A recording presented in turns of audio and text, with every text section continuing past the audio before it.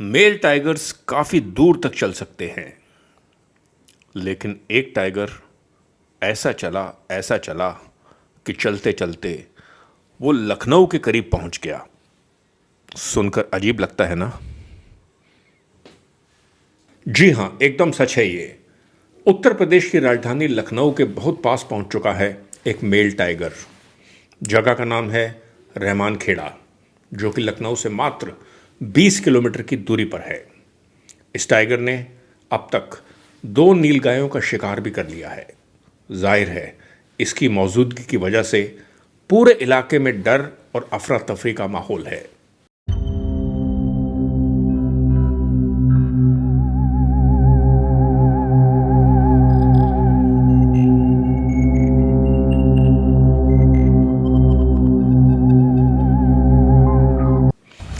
लेकिन क्योंकि इस पूरे इलाके में इंसानों की तादाद बहुत है, इसलिए सबको डर है कि ये बाघ कहीं आबादी में घुसकर किसी आदमी, औरत या बच्चे पर हमला न कर दे। वन विभाग के कर्मचारी और अधिकारी मौके पर पहुंच चुके हैं। इन्होंने ड्रोन से टाइगर की पहली तस्वीर भी कैद कर ली है। देखिए, यह है वो टाइगर।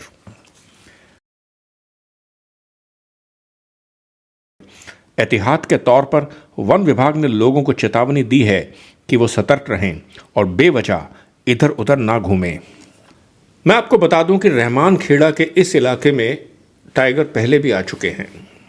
सन 2012 में एक टाइगर आया था, जो यहाँ पर एक सरकारी इंस्टीट्यूट का जो एरिया है, एक जंगलात का एरिया है, वहाँ पर वो 108 दिन तक रहा था। बहुत मशक्क़त के बाद जंगलात वाले उस टाइगर को पकड़ पाए थे। लेकिन गनीमत रही कि इस दौरान उस बाघ ने किसी इंसान पर हमला नहीं किया था। इस वक्त रहमान खेड़ा और इसके आसपास दहशत का आलम है।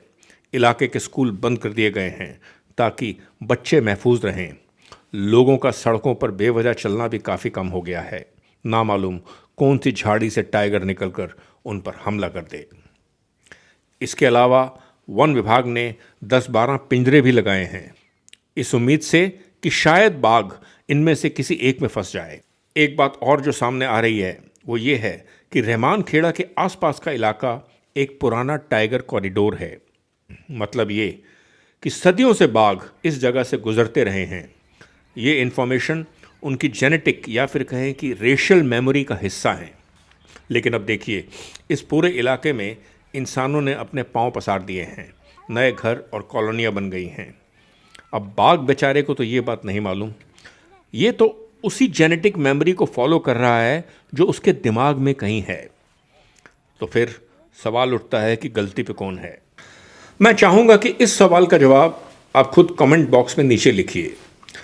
अब देखिए, कितनी अजीब बात है। हम जंगलों में, नेशनल पार्क्स में जाते हैं बाघ की एक झलक को पाने के लिए।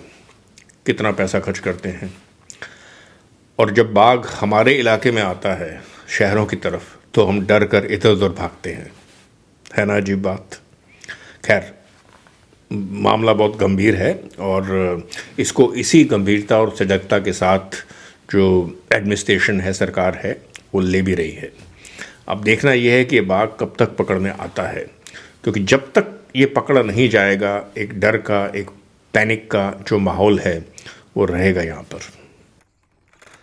टाइगर्स एंड बियॉन्ड के एक पिछले एपिसोड में मैंने आपको बताया था कि एक बाघ चलकर राजस्थान की राजधानी जयपुर के पास पहुंच चुका है।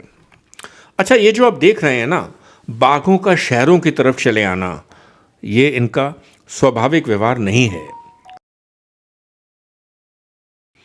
मेरा मानना है कि बाघों के इस बदलते रवैये के पीछे बहुत कारण हैं।